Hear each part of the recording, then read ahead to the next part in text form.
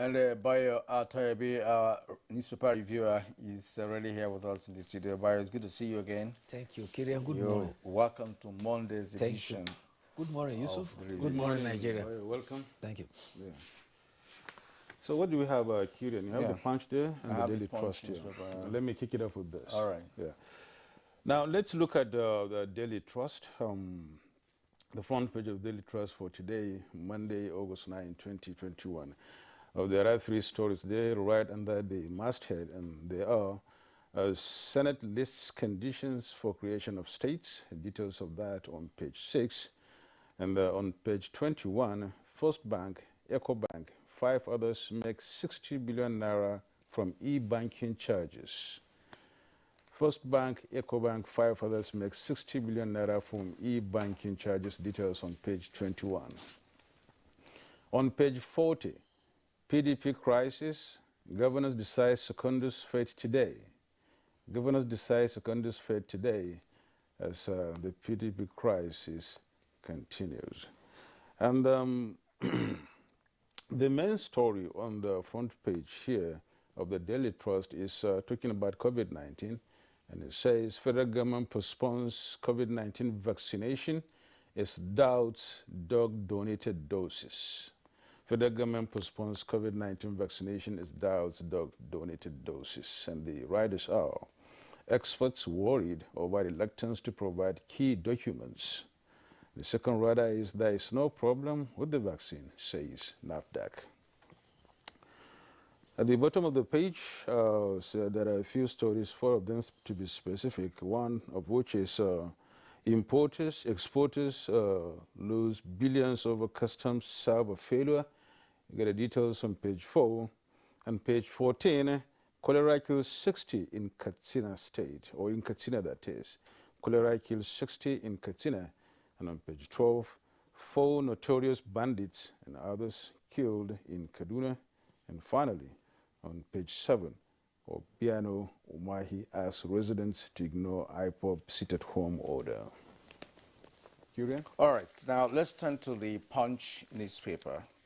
Above the nameplate of the Punch newspaper, the federal government postpones vaccination resumption indefinitely, lists 3,707 cases in 1 week. Stakeholders meet on vaccine distribution to states today.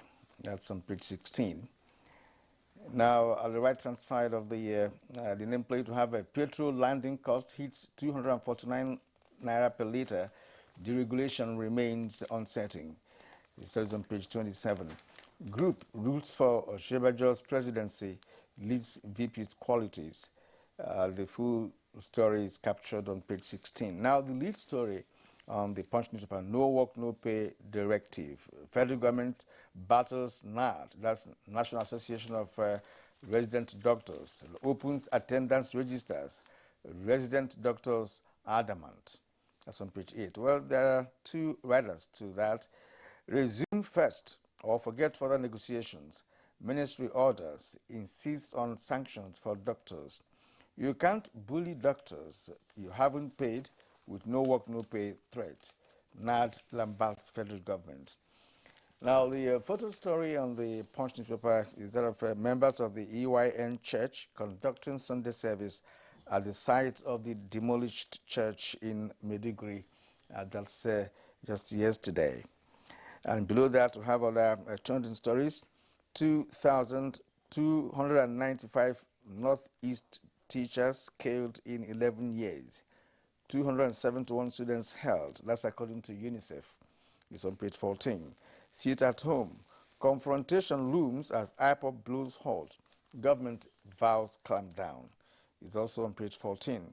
Oyo, Jigawa, Katsina declare Monday, Tuesday holiday for Islamic New Year. The story is on page 42. The fruit of the Punch, we have NDLEA seizes Europe-bound drugs from courier firms, uncovers 8,268 kg of cocaine and others. The story is on page 5. Lalong condemns, that's the governor of Plateau State, condemns attacks after donating 50 patrol vans and 200 bikes to the police. It's on page 16. Falana demands arraignment dates of detained 800 Boko Haram suspects. The story is also captured in details on page 16. Now let's bring in Barry here. Thank you, Kirian. Let's start with the situation with the medical doctors and the Ministry of Labor. The Minister of Labor and Employment says that government has communicated its position of no work, no pay to striking National Association of Resident Doctors. Minister Chris Ngige says under ILO law, strike is guaranteed, but there are situations employer can replace striking workers and replace them under the Trade Dispute Act section 43. He stressed that since reconciliation has failed, there is the option of going to Industrial Arbitration Panel and the National Industrial Court of Nigeria. Dr. Chris Ngege emphasized that essential services like medical services are not supposed to go on strike without giving 15 days of notice. Following no work, no pay rule, chief medical directors are directed to open attendance register, and the period of no work, no pay will be met with not only that, but also the period will not count as part of the pension of those that may be affected. The president of the Nigerian Association of Resident Doctors, Uyilawa Okwa Ihesui, says the strike is on and indefinite. As the memorandum of action signed 116 days ago, nothing has been done about it. He says that the threat to sack members of the NARD will fail because if you hire any doctors, they automatically become members of the NARD. And where will Nigeria find doctors to replace 16,000 members of the National Association of Resident Doctors? He said there seems to be no meeting point between the Ministry of Health and the resident doctors. However, it may be recalled that the Minister of Health had indicated that of all the issues that is in contention, majority of those that have not been attended to were in the ambit of the states. However, the National Association of Resident Doctors says 114 officers are federal, 1,700 that have not been migrated to the IPs are also federal, while the minimum wage issue is also federal. Across hospitals, the two elephants that are fighting are causing the grass a lot of apprehensions. Patients on admission are being withdrawn in some hospitals. Some fresh ones are said to be turned back. Some nurses are providing skeletal services.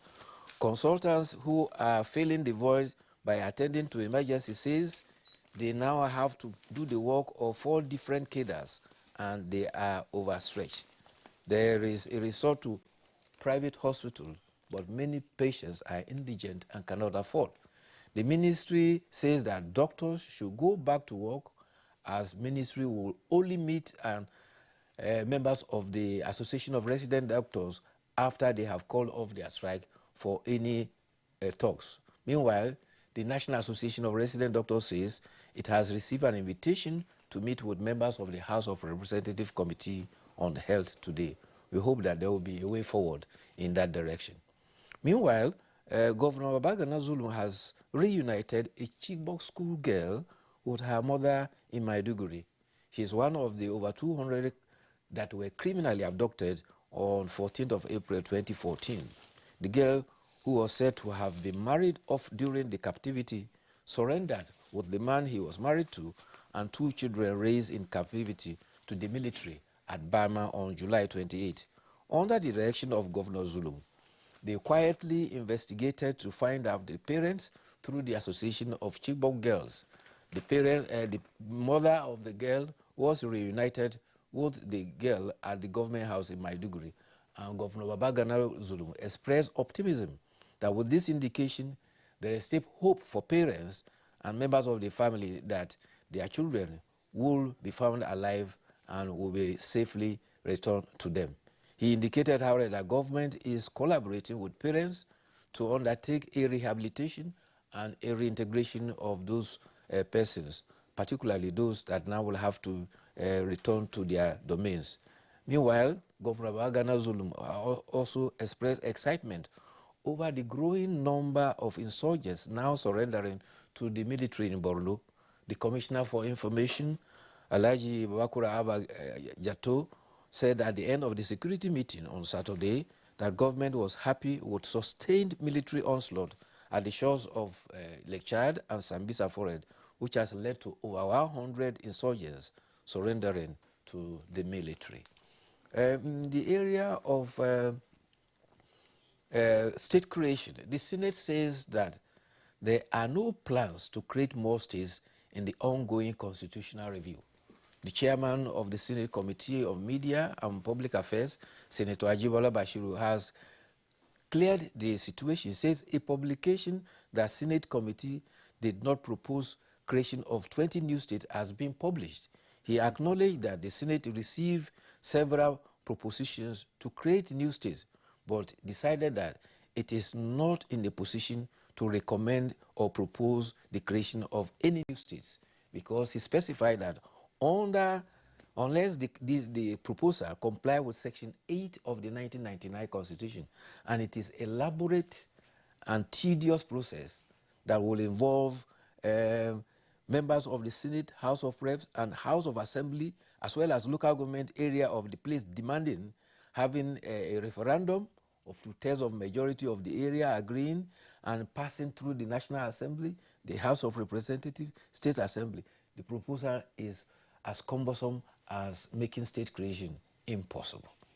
But for now, one even wonders, why, attention should be paid to state creation, at this point in time of our national life. I think that we can make do what we have. What we're even interested in more is in developing the states that we have in the first instance. States are crying out that they don't have the, funds, to run the state. And they were talking about creating more, trying to balkanize the nation into different forms. And that will not help us in terms of development. That's my view, and I'm sure many other Nigerians will have this view. Yeah, that is the joy of democracy. In democracy, people are free to aspire, but also procedures must be observed. There is no gainsaying the fact that up till tomorrow, people will continue to agitate for states, in spite of the fact that it is being argued that many of the currencies are not economically viable. Exactly. But you'll be shocked to find out that the states that are being proposed are giving you proposals that will indicate that the states, when created, will be viable. Oh, well, that's it, Bayo, but though we're running short of time, but I think it's worthwhile to really comment a little bit on the, the strike by the resident doctors, which is now becoming more worrisome of a thing in the country than anything like states or whatever it is. For state creation, that's just a case, but the resident doctors issue is really becoming so much of a problem. And that's adding up to the strikes we've been witnessing over the years and the months and the ongoing one. When you look at the Daily Trust, really, can we please have that on the screen? The Daily Trust, the picture there, the photo story, there is about residents of occupied community in Ikuluk Chiefdom, Zangon Kataf local government, Kaduna State, troop out for medical services provided by participants of the 68th regular course of the Nigerian Defense Academy. Just look at that and look at how people have come out for free medical services, which means they don't even have money to at least cater for themselves, health-wise. And now, even for those with money, the resident doctors are on strike.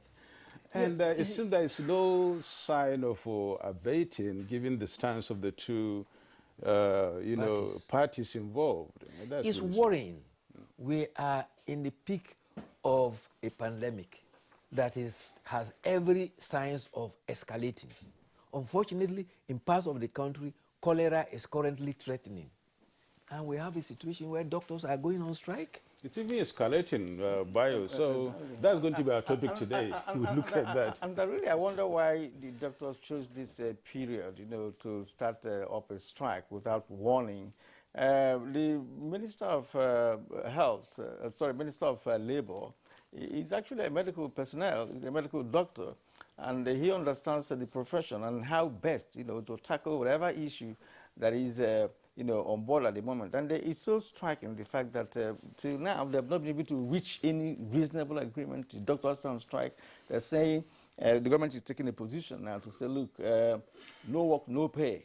And of course, the doctors are also start saying, look, you can bully us with such statements. And they are still continuing with this strike. It is not healthy for a nation like ours at the level of our development, even in the health sector issue that we're talking about. So it's really an unhealthy development. It's sad because the doctors are saying that their strike was suspended. It was called 117 days ago. So it was suspended. And when you suspend a strike, that is the latest strategy. It was the same strategy adopted by ASU. When you suspend strike, you don't have to give warning before you open any time. You are well, the good news here is that they are meeting the House Committee. House Committee has invited the doctors, and they have accepted to attend. They started talking, and we hope something good is going to come out of it. Are you watching Good Morning Nigeria? Thank you so much, Bayo. Thank you, Yusuf. I seem to forget that. You're watching Good Morning Nigeria. We're reaching you from the Nigerian Intelligence Authority, and of course, we'll take a break now. We'll be back in a moment to continue the program. And to begin our conversation on COVID-19 and matters arising, we have here in the studio the Honorable Minister of Information and Culture, Alhaji Lai Mohammed. Welcome, Honorable Minister. Thank you. Good morning. Good morning, sir. Thank you. Let's get started by sounding a little bit pessimistic and negative somehow, given the fact that there is a spike now in COVID-19 cases in Nigeria. And a lot of Nigerians seem to be, not caring so much about non-pharmaceutical, measures. And just recently, and just some moments ago, we read about the suspension of the, the rollout of the COVID-19 vaccines and the National Association of Resident Doctors strike. All these happen to be on the table for the government, and it's really worrisome. How so worrisome is this? Thank you for having me here this morning. The truth of the matter is that Nigeria is today officially in the third wave of the COVID-19. When it's third wave of COVID-19, because there's been an increase in COVID-19 cases in the last couple of weeks. As a matter of fact, as from July, we've been witnessing increase in COVID-19 cases in states like Lagos, Akwa Ibom, Oyo, Rivers, Kaduna, Plateau, and Kano State. Unfortunately, too, the global situation is not better at all. Since July, we've also witnessed an increase week by week globally of the COVID-19 infections. As a matter of fact, we've witnessed about 4 million global infection figure in the last week alone. And when you compare this to what the situation was the previous week, you see a marked improvement. Today, globally, we are witnessing about 570,000 daily cases, as opposed to slightly over 540,000 just a week before. So we're in a situation today where we have about almost 200 million cases that worldwide, and almost about 4.2 million deaths.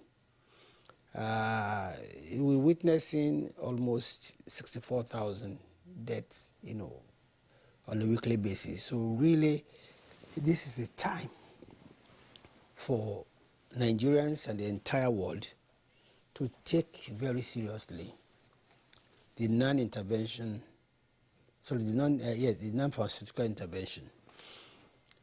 I think the case today has also been worsened by the Delta variant of the COVID-19. And unfortunately, again, this variant has been confirmed in several states in Nigeria. And the terrible thing about this, variant is that it's about 60 times more potent than the wild variant of COVID-2. Not that alone, is more easily transmissible, is very virulent, and is deadly. This, I think, really causes for concern. And really, the recent increase, even in Nigeria, in the COVID-19 cases is directly probably attributable to the Delta variant of COVID-19, especially those who have imported them and circulated them, and those who have come from what we call high-risk countries and their contacts. And this is why one of the things the Presidential Steering Committee has done is to review globally the risk, importation of this, variant. And we have classified some countries as restricted countries. These countries today are Turkey, South Africa, India, and Brazil. Now, it's important to understand the travel protocol around these particular 4 countries, which I've mentioned, which today we call restricted countries. It's not a final list, and we will not hesitate to add to that list any country that we think is, a high-risk country. And the travel protocol around these 4 countries is that no citizens of those countries can enter Nigeria except those of them who are diplomats, those who are coming for high-level meeting with government, or those who are coming with, for, very critical economic engagements. So otherwise, if you're a citizen from any of those countries and you are coming directly into Nigeria, you're not allowed. All right, sir. I'm not pausing you. Just to continue the conversation from where you stopped. You said Turkey, South Africa, India, Brazil are the restricted countries at the moment. Yes. But these are basically countries where you have many Nigerians residing in. And they also make trips to and fro, Nigeria as well. Yeah. With respect to the protocol you talked about, it does appear that some authorities have relaxed this protocol at the airport. And to take this on as well with it, some states, Nigeria, may have or look as if they have relaxed the measures, being taken initially, to curb the spread of this virus. Now that we have, the Delta, variant of the virus, it becomes more dangerous. So what is the PLC doing to ensure that we'll, reactivate those measures? Yes, Kiran, see, let me first address the issue of Nigerians living in Turkey, living in South Africa, Brazil, and India. Because they are Nigerians, we cannot prevent them from coming home. Just like if a Turkish national or a Brazilian has a resident permit in Nigeria, we will allow him. But they must follow strict, travel protocol, which means when they arrive in Nigeria, they'll have to spend a mandatory 7 days, in a government-supervised quarantine. And when they get there, they'll be monitored closely. They'll be tested day 2. They'll be tested day 7 before they are released to go and continue their businesses. I'm talking about Nigerians. Mm-hmm. I've said ab initio, nationals from those countries cannot come directly from those countries. But unless if you could leave Brazil, go to Ghana, spend at least 14 days, and then come from Ghana. Okay, yes, that's okay. But coming straight from Brazil or India or Turkey or South Africa without those qualifications, you cannot enter Nigeria. But for Nigerians who are coming in, they will have to spend 7 days. Not self-isolation, no. They have to be in a government-supervised quarantine and facility, and they will not be tested day 2. They will be tested day 7. It's only when they now test negative at day 7 that will be allowed to enter the country. Now, the second issue is that you raised the issue that some state governments and probably are not taking, or some are not taking this non-pharmaceutical intervention seriously.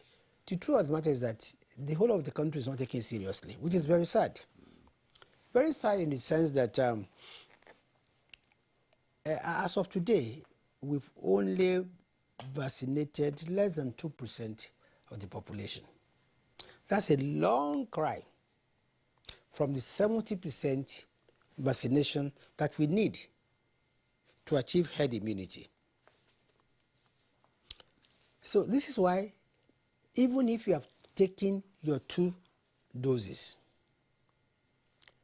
it does not prevent you. I mean, it doesn't mean that because you have taken the 2 doses, you can walk about without your mask, without washing your hands, without keeping social distancing. Because if you do that, you are still vulnerable to transmit. You can still be infected, but then you will not be seriously sick, and you will not likely die. You might not even be hospitalized. But especially if it's the Delta variant, you'll be able to transmit it even faster. Because you presume you are safe. And this is why we're a bit worried and concerned about this vaccine passport policy. I'll come to that later. But to come back to your question, what is the PSC doing? We've actually, especially with we'll be able to identify the Delta variant in several states in Nigeria. And because it is a very deadly variant, it kills, it's virulent, it spreads faster. We've met with the leadership of these state governments, and we've advised them that they need to reinforce their surveillance system. They need to ramp up their testing. They need to reopen their isolation centers. In addition, they need to invest more in advocacy of not violating the MPI. And more importantly, of course, there will be the need for risk communication and community collaboration. Because we now need more community volunteers and more experts in intensive care, sector of the medicine. Because the Delta variant is here, is real, and it's in Nigeria. Okay. And frankly speaking, with the low level of vaccination in Nigeria today, we all need to keep more, to abide more seriously with the MPI. Again, most Nigerians, even when they do not come from the non-restricted, from where they come from, because I said countries like Turkey, Brazil, India, and South Africa are restricted countries. But even countries that are not restricted, also there's also a travel protocol around those countries. If you come, for instance, today from the UK, from the US, from Ghana, the travel protocol is for you to be in self-isolation for 7 days and do a test at the end of the 7th day before you are admitted to society. Yeah, Honorable Minister, that's a good protocol, but it seems as if we may not really want to beat the dead horse because the Delta variant is already here. It has come in. So let's now try to address how to, approach it and then stop it from spreading. There are indications that, a lot of people escape quarantine really from the airports and as they come in. And the proliferation and the spread of this Delta variant may be attributed to this. Had that been stopped from the beginning, we may not have it right now, but since it is here, and then you're really, stressing the fact that the travel protocol is in place, how do we get the states and the people of Nigeria understand that this protocol is not meant for government to enforce alone, but for public also to monitor? We have relations, we have people from outside that come in, and when you say they should stay in a hotel, government-supervised quarantine, it seems the relations are aware of that. But sometimes they don't care about that and they just allow, he's been out for a year or two, we are happy he's back, and, handshakes and the rest of all these non-pharmaceutical measures, seem to be thrown to the dogs. I agree 100% with you, and that's our problem. Even those who are coming from non-restricted countries, when they come, even in their so-called self-isolation, they invite friends and families. And this is dangerous. That is why we are reinforcing our risk communication,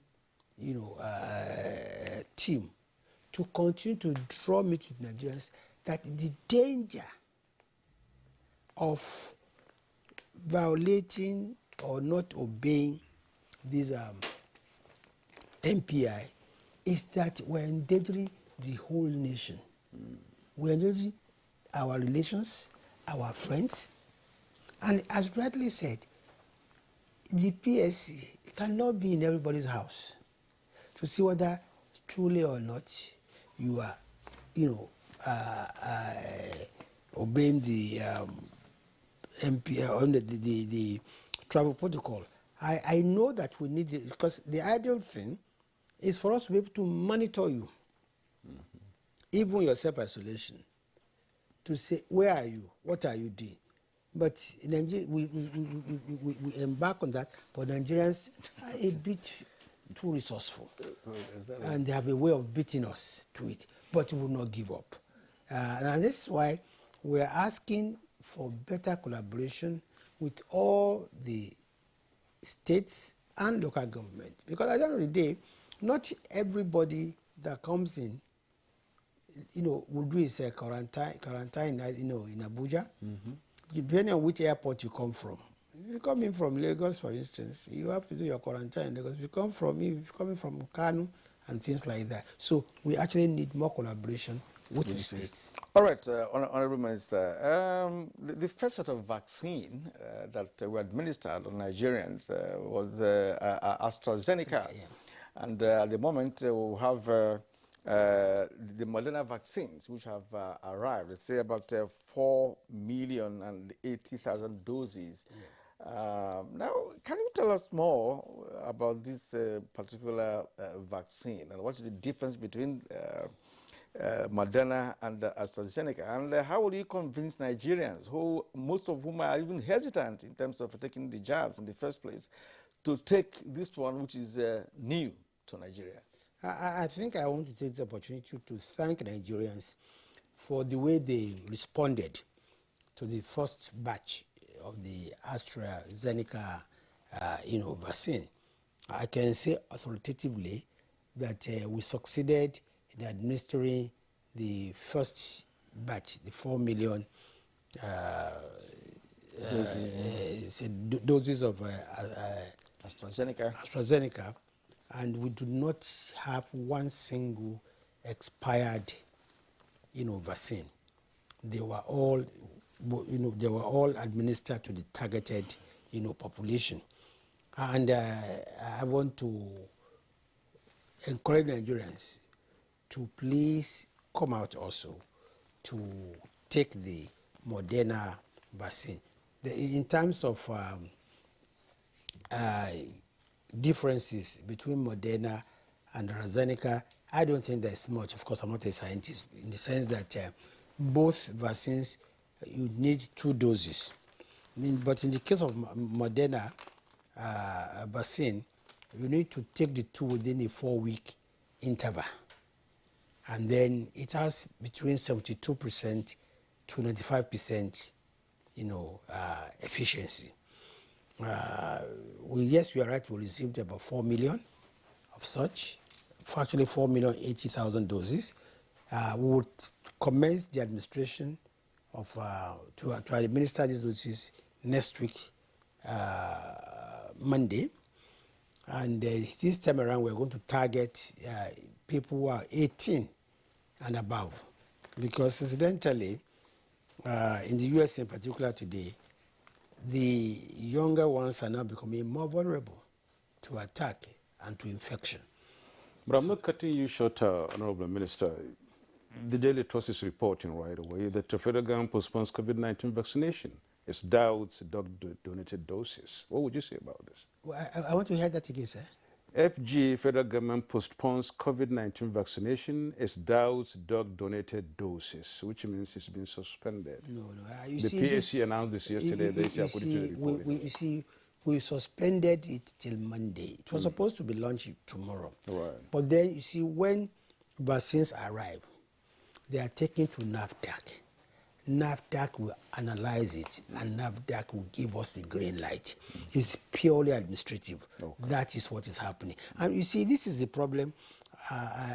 You see, after the pandemic, the infodemic is another problem that the PSC is fighting, which is the fake news around the vaccine, which is the vaccine hesitancy.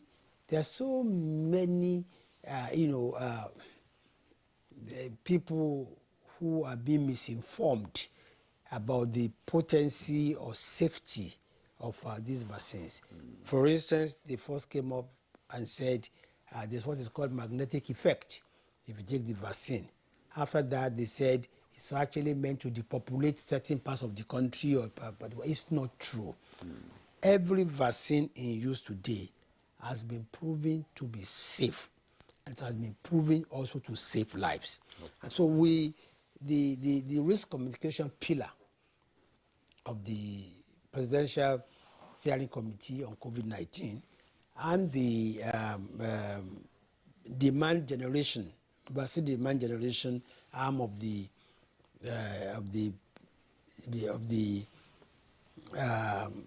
National Health Delivery Agency, we're all working together to fight this fake news, and we're enlisting the support of religious leaders, community leaders, the media, influential people to fight this disinformation, to fight this fake news.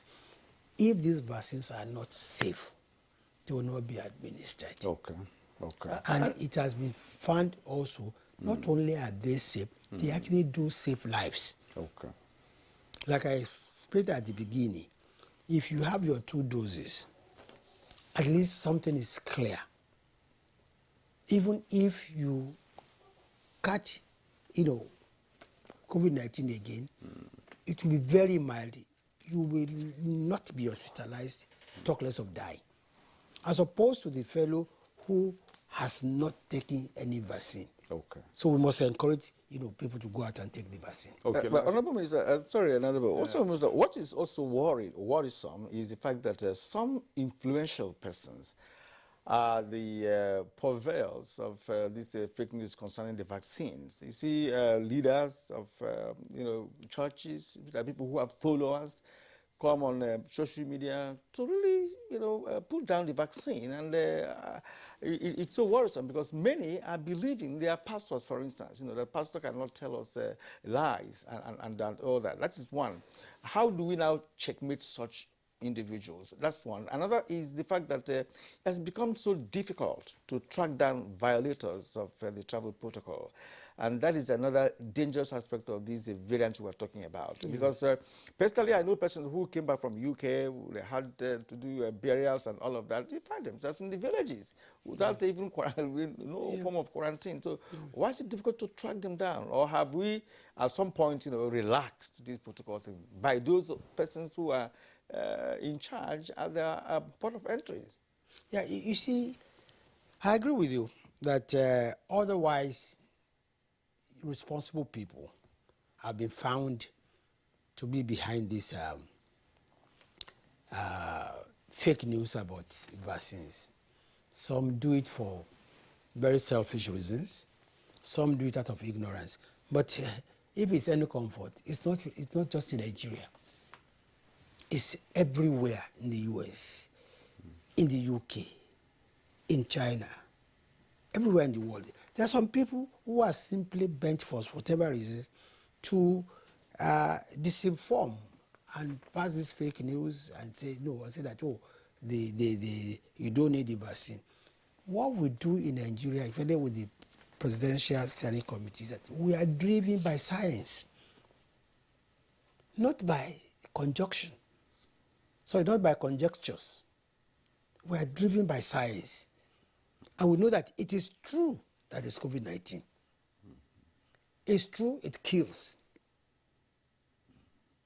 I came from Lagos yesterday, and a very influential Nigerian sat by me, and we were just talking. He said he was number 7 in the list of people that caught COVID in Nigeria and got admitted to isolation center. That he was there for 21 days. That he never knew he would survive it. That he was always fearful when night came, because he never knew whether he would see morning. That for 21 days, he did not even know where he was. And I tried to encourage him to please be our advocate, because he's very high-ranking. He's a politically exposed person, and people like that can come out. I think it will be more believable. As to how do we track violators, we need everybody's support.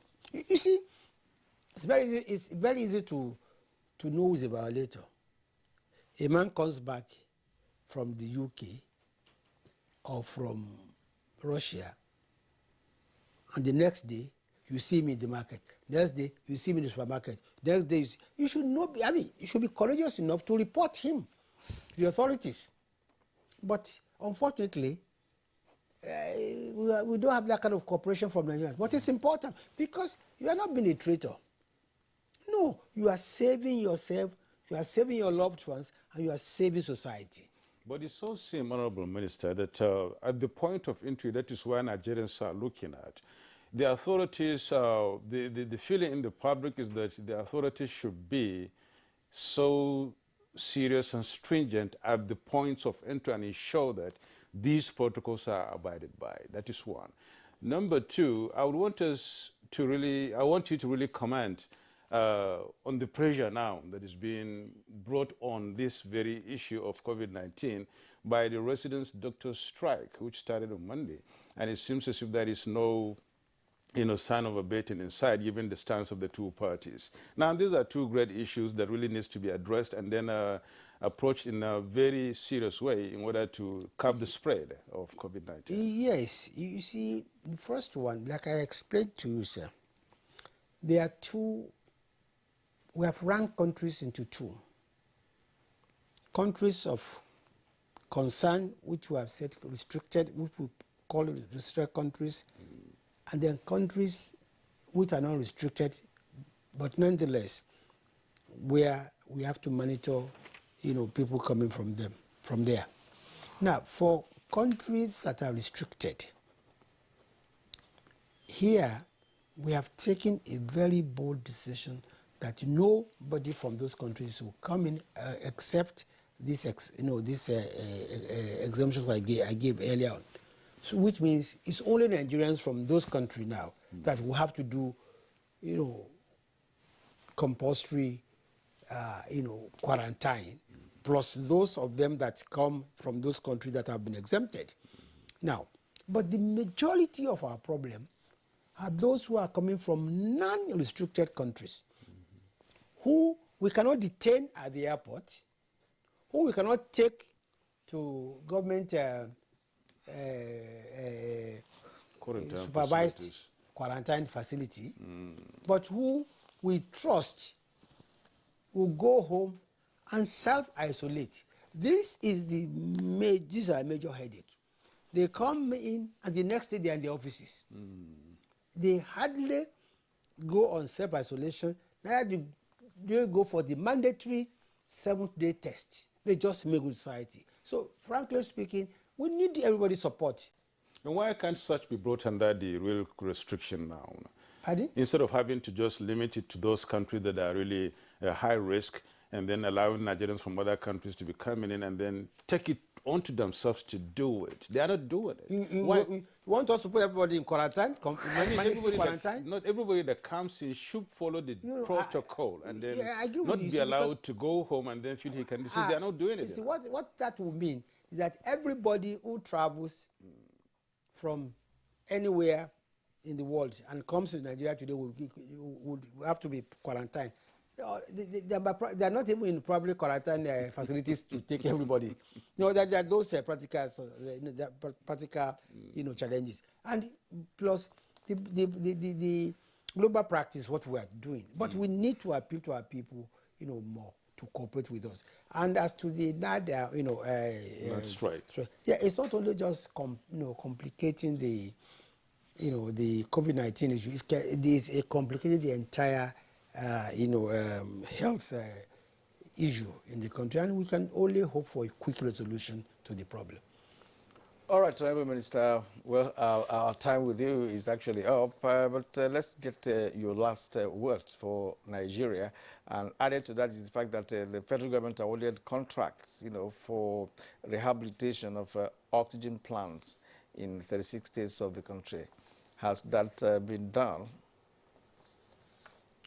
I would have to check from the Honorable Minister of Health what is the progress on that. But I know that it's true that the Federal Council, approved the memo brought by the Ministry of Health to ensure that we rehabilitate, the oxygen center in not just all the 36, I think about 43 of them. But only the Minister of Health can actually tell us the status of this particular country. But my advice to Nigerians, my last word, please, COVID-19 is real. And it's about science. It's not about opinions. The Delta variant is virulent, is 60% more potent than the other variants. It is easily transmissible and it kills fast. Nigerians should please not take the non-pharmaceutical intervention protocol lightly, because in a country that has not vaccinated 2% of its population, they cannot claim herd immunity. You need 70% vaccination to get to that level. You look at the gap between 2% and 70%. So please, we would appeal to Nigerians, because they are not just endangering themselves, their family and everybody. And when you look at today, I was listening to the CNN news. Over 100,000 cases have been reported in the US daily, as we speak today. And when you look at the consequences of COVID-19 on our health structure, on our health infrastructure, on our economy, it's better to prevent it. And all you need, wear your mask when you're in public, wash your hands with water and soap. If you have sanitizer, use your sanitizer, avoid, mass gathering, use your face mask. But regrettably, Nigerians were behaving as if we are Nothing has above. happened. On a final note, Honorable Minister, do we see the possibility of reverting to enforcing the non-pharmaceutical measures as we did in the first and second waves in such a way that people should now feel as if they should be forced now, because it's an attitudinal thing. It doesn't really now affect one person or two persons. It has moved from individual to community spread now. Do we see that inside if this attitude continues among Nigerians? Now, honestly, my appeal would be to state governments and local governments. It's achievable. Okay. If you make wearing of mask compulsory and the condition precedent to transacting business at all levels, and to go to the hospital, wear your mask. You want to go to the market, local government chairman, tell them if you wear your mask, you don't enter.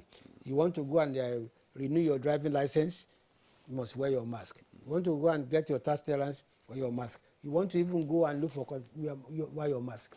If we insist on that, it will go a long way in preventing infection. All right, Honorable Minister of Information and Culture, I would like to thank you for your time, and of course I appreciate your contribution to this very important conversation. I would like to also appreciate all the efforts you are making. Of course, you're a member of the PSC. Let's see what happens from now on, that we have already itemized some of the issues surrounding this, the third wave of COVID-19 in Nigeria. Thank you so much for coming. Great, a pleasure always to be here. Thank you very much. All right, you're watching Good Morning Nigeria, reaching you live on the network service of the NTA. We'll take a short break now. When we come back, we'll continue with the conversation on COVID-19 and matters arising. This time around, we're going to be talking to professionals in the field. Stay with us.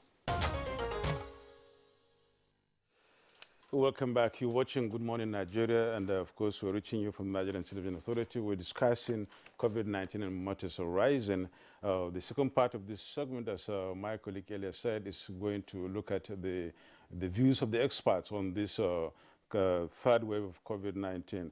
And joining us from Ibadan studio is Dr. Taiwo Ladipo, Manager of Oyo State Task Force Team on COVID-19. Many thanks for joining us, Dr.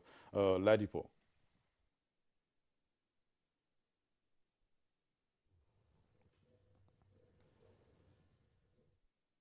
Let's get your views about the current situation of COVID-19 in Nigeria. The Honorable Minister just left, and I hope you've followed the conversation from the beginning. We are now officially in the third wave of COVID-19, and indeed it's really a very sad situation. Unfortunately, Nigerians are not really heeding to, adhering to the, non-pharmaceutical measures in order to curb the spread, but it seems as if it's spreading so widely. What's your views about that?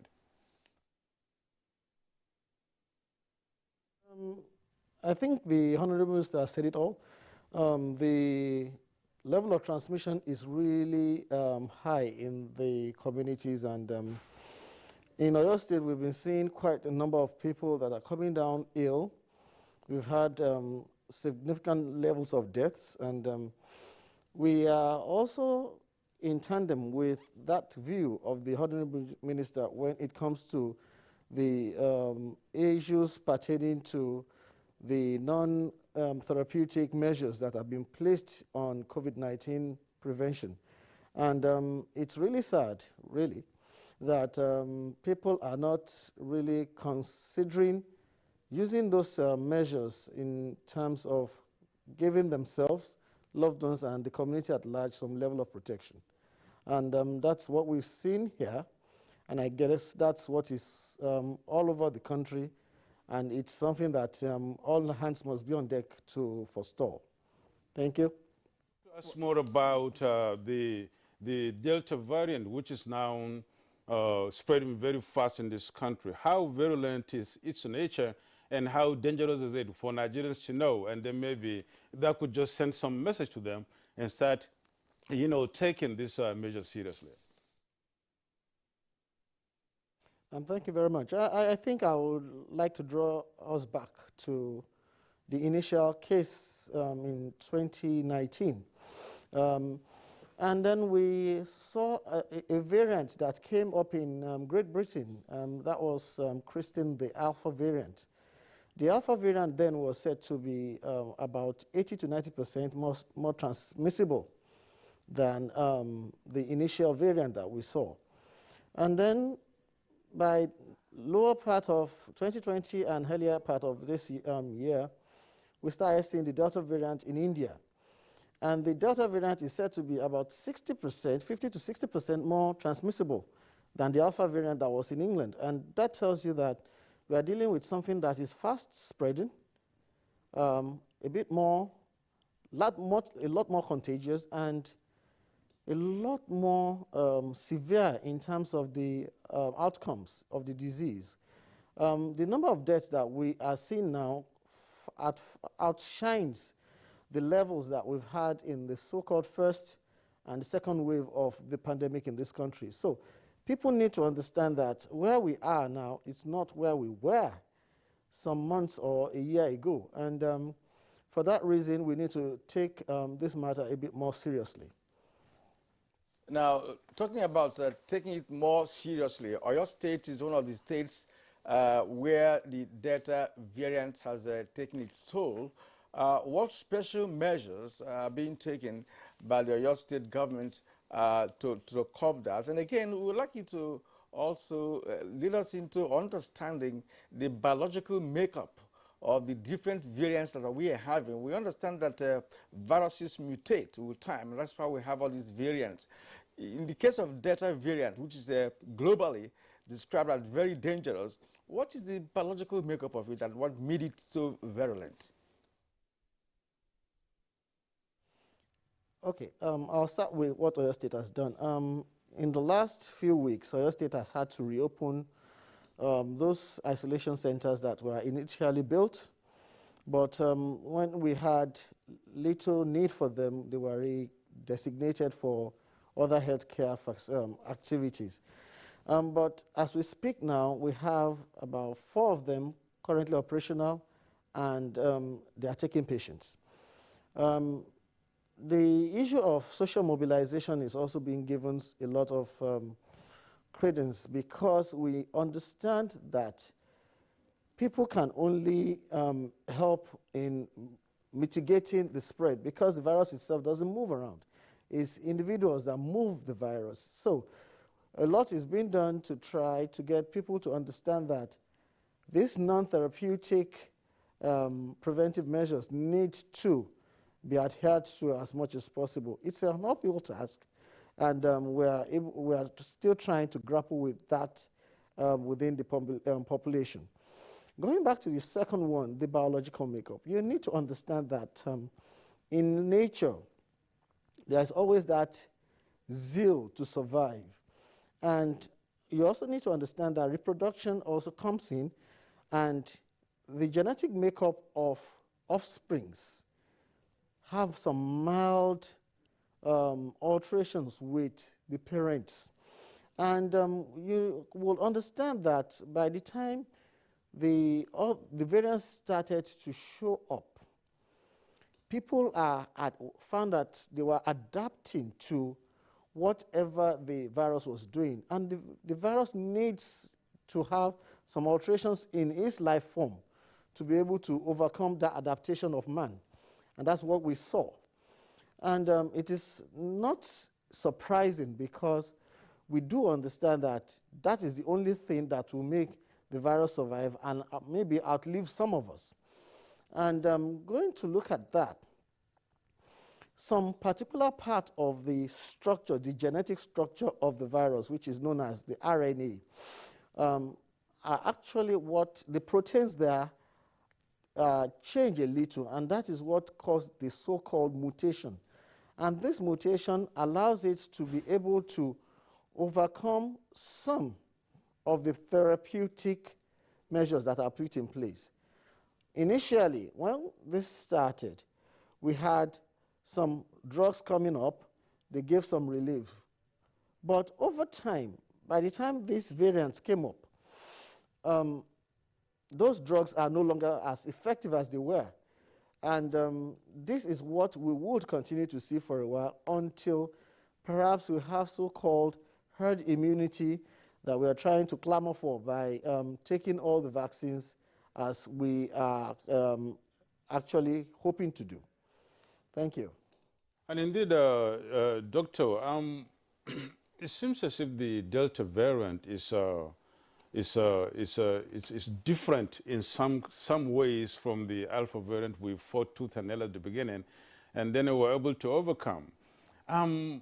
If I should ask you this, are the symptoms of Delta variant of COVID-19 the same or similar with that of Alpha variant? Or, I mean, how do we differentiate the two, if they can be differentiated anyway? Thank you very much. You need to understand that they are, in the first instance, the same virus. So they would actually have some, or quite a lot of similar characteristics, similar means of presentation. However, in Oyo State, what we found, especially with those cases that we were able to isolate the virus, we found a lot more higher levels of muscle aches and pains, headache, and strikingly, diarrhea. And that has not been what is what obtains when we started out. But then we still continue having the same symptoms of respiratory distress, loss of smell, loss of taste. But the striking one, really, is the diarrhea that came with the advent of the Delta variant in the state. And between the 22nd of June, when the state actually noticed that and actually had the isolation of the strain within us, we've seen quite a number of clients coming up with the diarrhea and severe muscle pains and aches. And that is perhaps a bit of deviation from what we used to see when the COVID-19 pandemic started. Thank you indeed, Dr. Ladipo. We'll be returning to you in the course of the conversation. Right now we have in our studio Dr. Mukhtar Mohammed. Dr. Mukhtar Mohammed is the National Incident Manager and Technical Head, Presidential Steering Committee on COVID-19. You are indeed welcome. Good morning. Thank you. All right. Nadabo, this is the man we are looking for. Of course, yes, he is.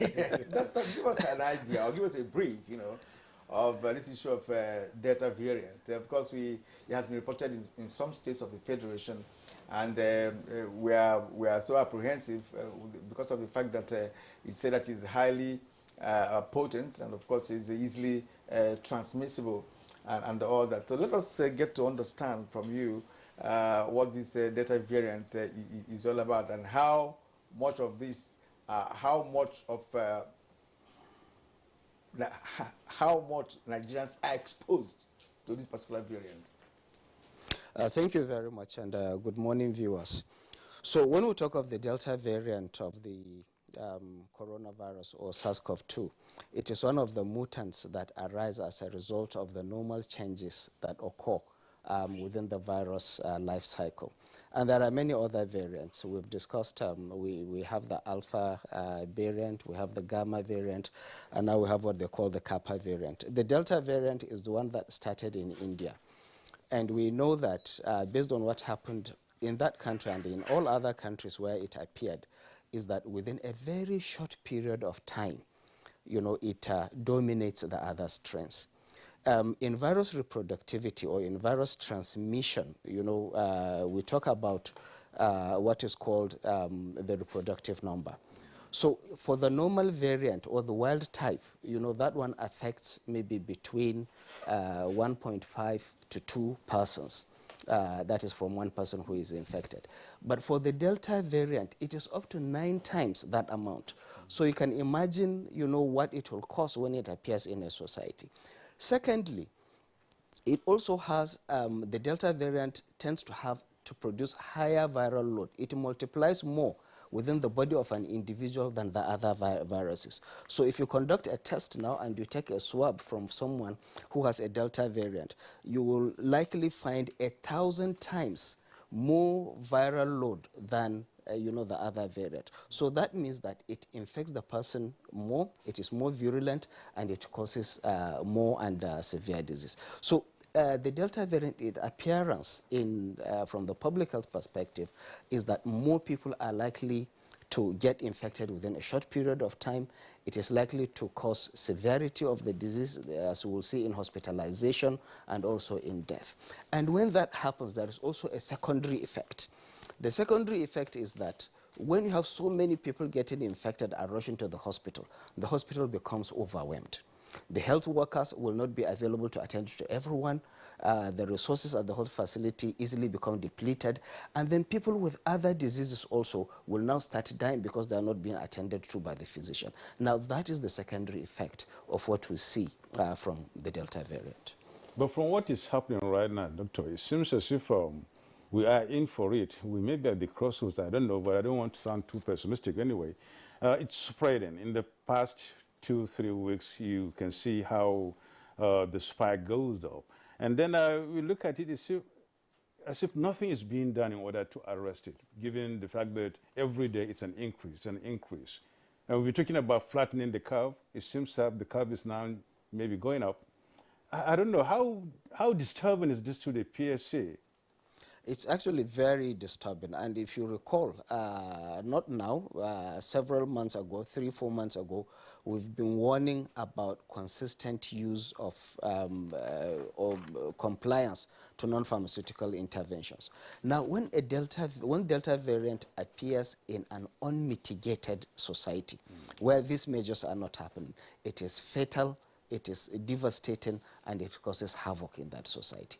We tried as much as possible to sensitize people to make sure that people continue to wear the mask, and we continue to observe the social distancing, and we continue to avoid gathering in public places. But what have we done? We tried as much as possible to slow down the entry of this Delta virus. That is why we identified certain countries as countries of concern, and we put on those restrictions. We also put on more measures to ensure that people coming into the country, follow certain protocols, and we make it more restrictive. And even those that are coming from the non-red countries, we urge them that they should stay and do the mandatory 7-day isolation before they start meeting the public. So we knew it was a race against time. And we know that we can only slow down the entry of Delta variant. We cannot completely eliminate it from coming into the country. Now that it is coming, and at the time we are now, with the current state of non-compliance in our society. Certainly it is worrisome. The PSC is very worried, and we have identified certain states. We predicted that these states are going to be the hotbed of these focal epidemics when it occurs, and therefore we need to put more measures. We have already discussed with the authorities to take measures to ensure that when this happens, we are on top of it, we mitigate the impact of COVID-19, and we try to contain the spread. When you say when this happens, I mean, it's already happening, Doctor. I'm afraid at the beginning when this COVID-19 started in 2020, the measures, people were really very afraid of it. That's really very fearful about it. People were dying, and we can see how, facilities in countries that are really developed are being overwhelmed. And recently we can see how the devastating effect that is of the Delta variant in India, Brazil, Turkey, and some other places. And I'm afraid, should this situation come near happening in Nigeria, that's going to be too much a devastation, given the fact that our facilities are not as developed as in those countries.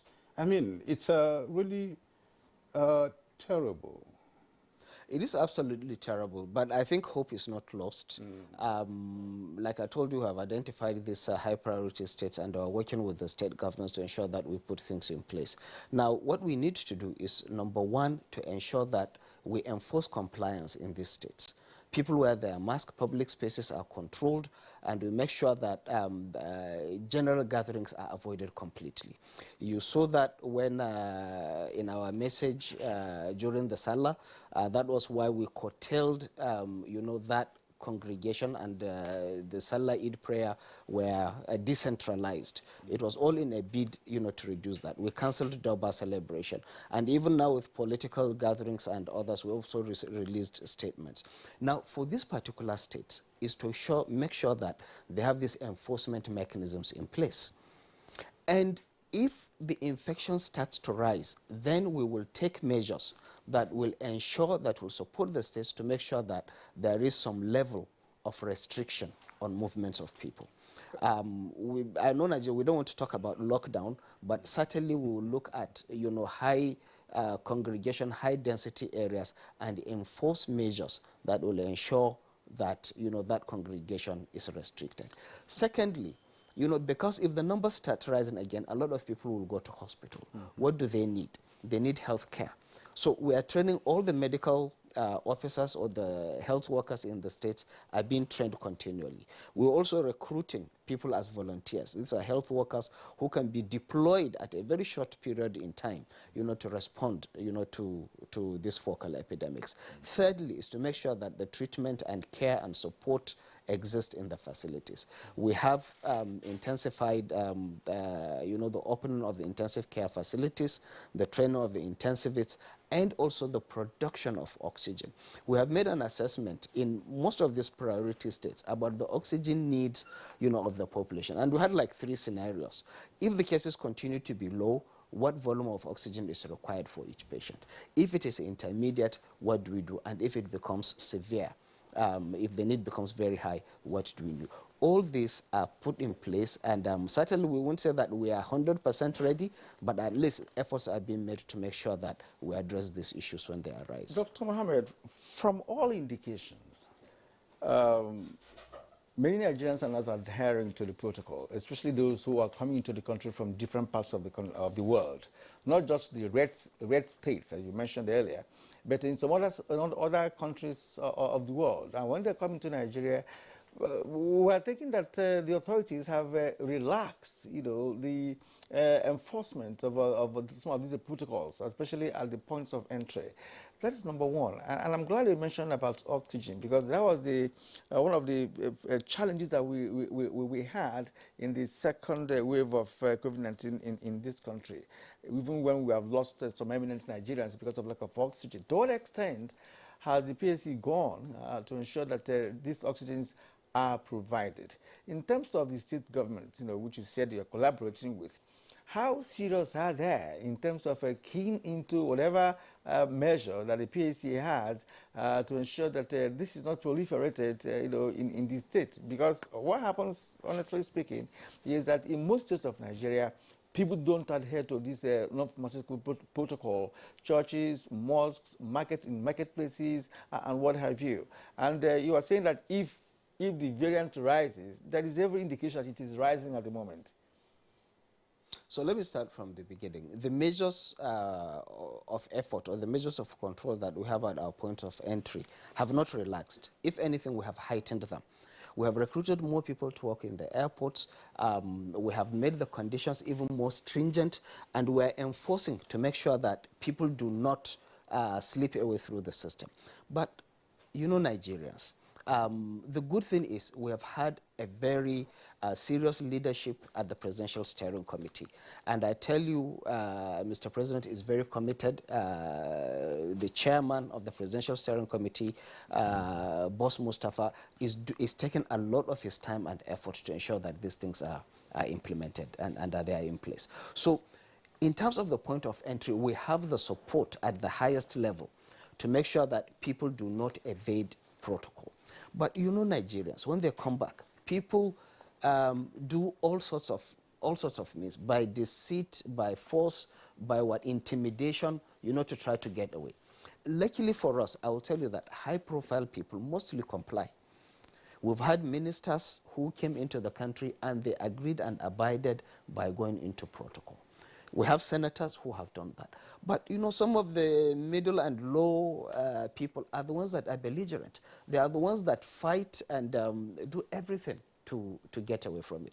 Some of them, we successfully take them to the quarantine facility, but it's either they don't observe the rules, you know, in those quarantine facilities, or they find a way to get, and some people even aid and abet them, you know, to escape from these quarantine facilities. Tomorrow we're going to publish a list of over 500 people. We just cleared the list that include both Nigerians and non-Nigerians. So our efforts at the points of entry are actually being heightened, and we are doing everything possible to make sure that, you know, people don't evade this quarantine. Secondly, you mentioned the issue of the oxygen. And what we're doing. Oxygen is very critical. Yes, during the second wave, we saw it as one of the gaps. But right now, the federal government is working to put on new 38 oxygen facilities. That is in all the states of the country, including FCT.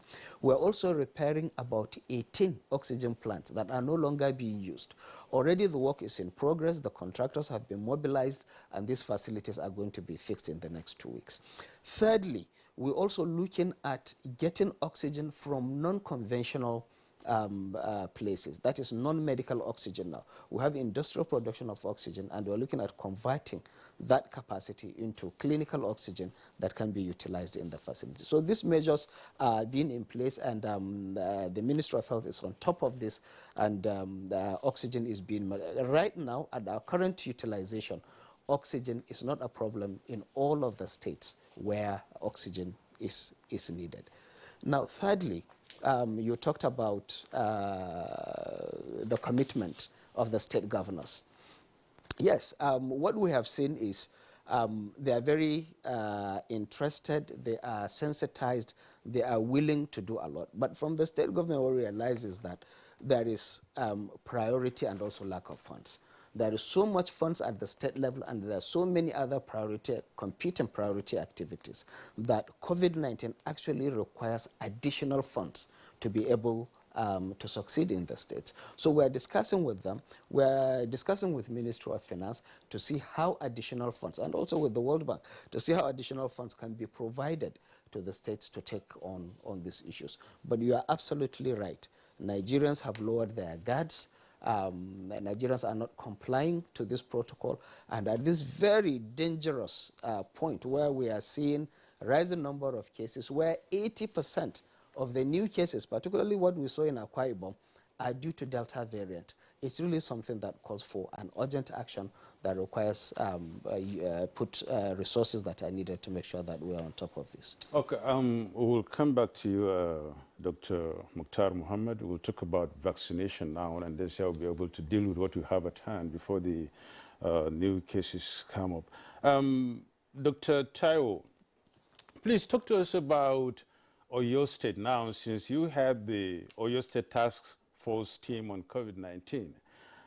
What's the situation really in Oyo State, talking about vaccination and the efforts of the state government in trying to, you know, meet up with what is on the ground, facilities-wise, vaccination-wise, and of course, enlightenment too, to the public? Thank you very much. You may recall that the first tranche of vaccines that came into the state was 127,400 doses. And as of June, the state had actually exhausted those, and we're expecting to start the next level of vaccination pretty soon, I think by the end of this week. But more importantly, a lot of social mobilization is being done, because this next level of vaccination will take into cognizance retired people, the older ones, and the middle-aged ones with comorbidities. We've been able to try to get some form of relationship with them. For instance, we've talked to the Nigerian Association of Pensioners, and we are looking at getting the vaccines across to that level through their outlets. Going forward, we understand that when the vaccination started, there was so much denial and rejection to the vaccination. But, however, with the advent of the third wave as it is now, quite a number of people are actually seeing the fact that the unvaccinated are actually at a higher risk. And as such, we are now being met at the middle by quite a number of requests that are coming from the public for vaccination. And we hope that by the time we are rolling out the new levels, the new tranche of vaccines, we will have more people that are going to show more interest. The initial pushbacks are actually being overcome. And then finally, we've been able to talk to people at the local government facilities. We've looked at the cold chain system. We are quite happy with the level of support that has come from the federal government and from partners and agencies for the having of the cold chain improvement for the Moderna vaccines. Right now, the discussion in the state is about those people that had taken the first dose of the AstraZeneca and trying to get them to understand that the new vaccines that are coming in are Moderna. And the efforts are being made to ensure that those that had the first dose only of the AstraZeneca will have the AstraZeneca second dose and not mixing up with the Moderna. And as it is now, that is what we have in the state. The issues pertaining to oxygen, the state is working with UCH. We've had some hiccups in terms of oxygen some couple of weeks back, and then currently we've been able to resuscitate some of the plants. There was a plant that the state government with the University College Hospital have in place, and that has kick-started all over again, and we're able to run with the oxygen in all our facilities. So right now, the state seems to be a bit on a stable path.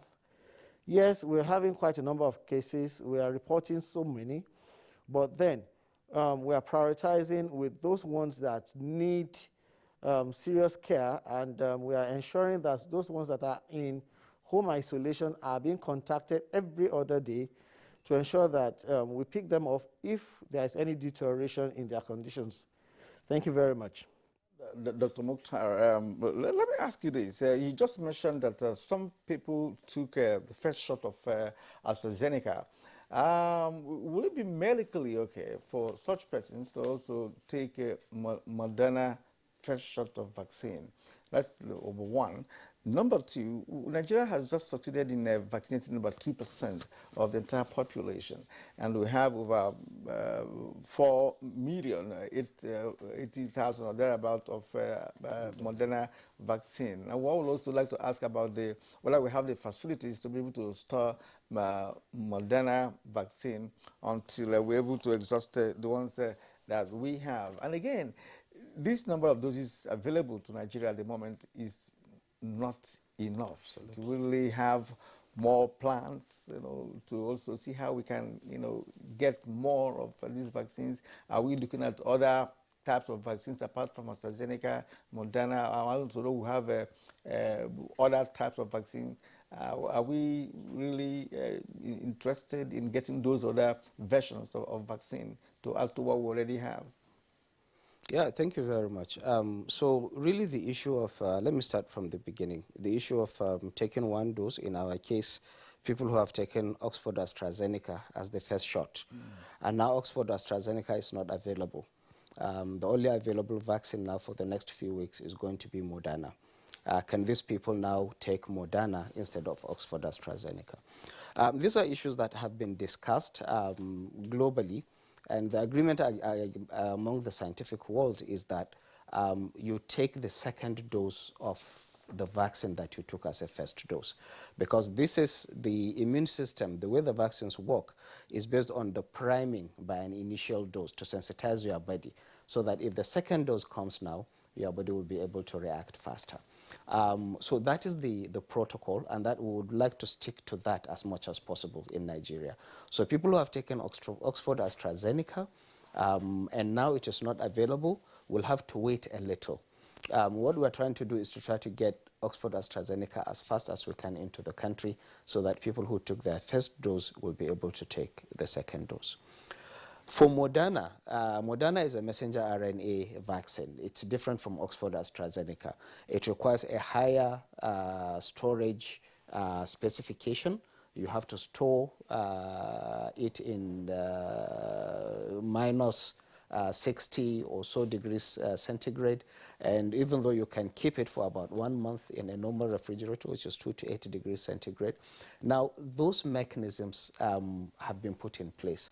I'm aware that the Federal Ministry of Health and National Primary Healthcare Development Agency have worked on getting this cold chain, just as we heard from our colleague in Oyo State, that these have now been supplied to their states. Now, we have to exercise more caution in terms of logistics, in terms of utilization of the Moderna than we were with Oxford AstraZeneca.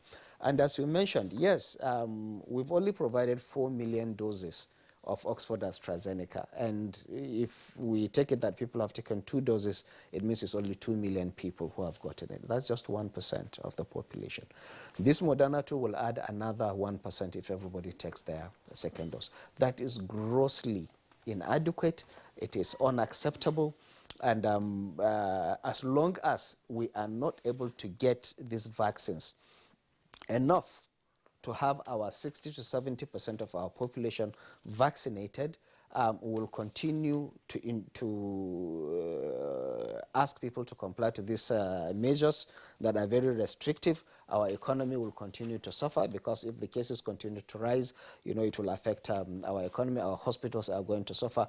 Therefore, the bottom line is to get these vaccines available in the country, to make sure that we get whatever vaccine that is available, we get it into the country and make sure that our people are vaccinated. Regarding our plan, certainly I'm aware that we'll be getting additional doses of Oxford AstraZeneca before the end of this month. We are going to get another 18 million of Johnson & Johnson. But as you know, all these plans, can change because of what is happening globally. Right now, some countries are talking about booster doses. Now, if you're talking of booster doses, it means that they will now try to acquire more vaccines and accumulate them and keep it to their people. Now, that is not fair politics, not only Nigeria, but I think all developing... That's a vaccine nationalism. Exactly. So it is really, and you see, if you really look at it from the public health point, because it's politics that is driving this, from public health perspective, we do not make demarcation about barriers because these viruses, they don't belong to any country. They do not require a visa to travel from one country to another. So if one country is not safe, it is like saying the entire world is not safe because people will travel from one country to another. Are we thinking of any homegrown plan for our own vaccination, or can we do anything about it in a nutshell? Well, no, certainly. It always comes in our discussions, in meetings with the Federal Ministry of Health, and certainly the federal government is interested in doing it. But research is something that takes a lot of money. It doesn't take only money, it also takes a long time for you to be able to develop to where you want. So many thanks, Dr. Mukhtar Mohammed. Mukhtar Mohammed is the National Incident Manager and Technical Head, Presidential Steering Committee on COVID-19. It's a pleasure being with us this morning. Good morning, Nigeria. Thank you very much. I wish you all the best too. Thank Since you. you have a lot to do. Thank you very much. Also, a very big thank you also to Dr. Taiwo Ladipo, Manager of Oyo State Task Force Team on COVID-19. Thank you so much. Thank you for having me. And that's it on Good Morning Nigeria today. We thank you so much for being part of it. I am Yusuf Nadabu Suman. The program continues tomorrow. And I am Kiri and Umayo. Thank you for watching and do have a great Monday.